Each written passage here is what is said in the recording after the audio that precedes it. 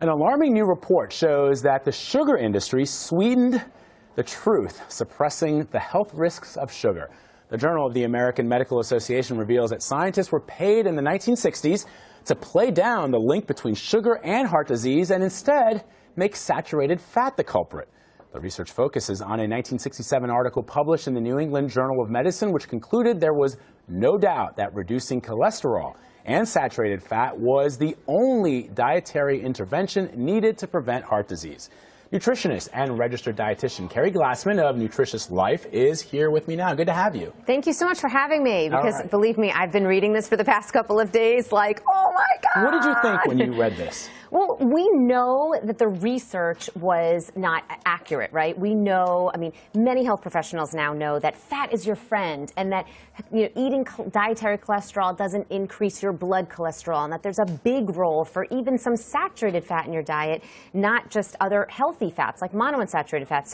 So most health professionals now, or many I should say, do understand the value of fat and that sugar is not okay. Even, it's not the fat-free time of, the 80s, or I remember when I was in college and everybody was, oh, it's fat-free, it's just calories, right. They don't all count. Pumped up it with doesn't sugar. matter. We now know, I always tell my clients I would much rather them have a handful of nuts with fat than, let's say, the same calories worth of pretzels, which is all sugar. So the research doesn't surprise me that the research was wrong, but as far as the way the research was funded, but not only funded, but manipulated. Right, that's surprising. That is so shocking and so really just disheartening. So disheartening. Makes me angry, really. But it's interesting because now we know that sugar in almost all of its forms doesn't mean you can't have any, right? You're not saying that people shouldn't have a piece of chocolate from time to time, or, because you don't want to deny yourself every single day for the rest of your life. But we know that sugar in almost all of its forms is generally bad for you. Doesn't the body sort of treat sugar like a poison? It does, absolutely.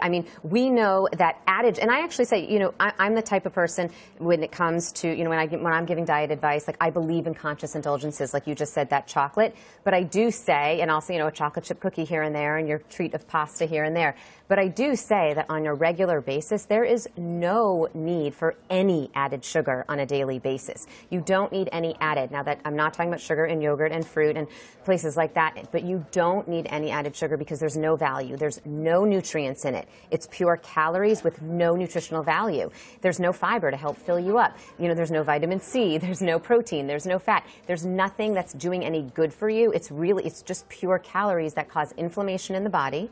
And then we know those calories are going to ultimately turn to fat in your body when they're excess calories. They don't keep you satisfied, so you look for even more calories later on to fill yourself up. And too much sugar can lead to insulin resistance. Right. And that we know is strongly linked to metabolic disease, as metabolic syndrome, as well as cardiovascular disease. So, a variety of reasons that sugar is not our friend. All right, let me just put up a statement there, because the Sugar Association actually responded to this study. They say, we acknowledge that the Sugar Research Foundation should have exercised greater transparency in all of its research activities. However, when the studies in question were published, funding disclosures and transparency standards were not the norm that they are today.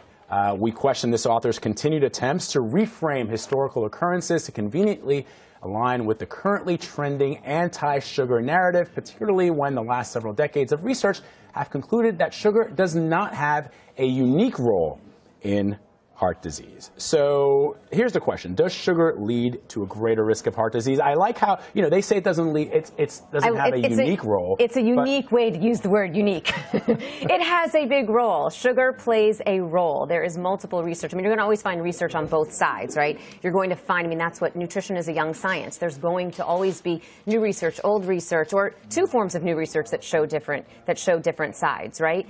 But there is research. The American Heart Association even, says that has statements out that says that sugar is linked to cardiovascular disease, plays a role in cardiovascular disease. There's multiple studies on that.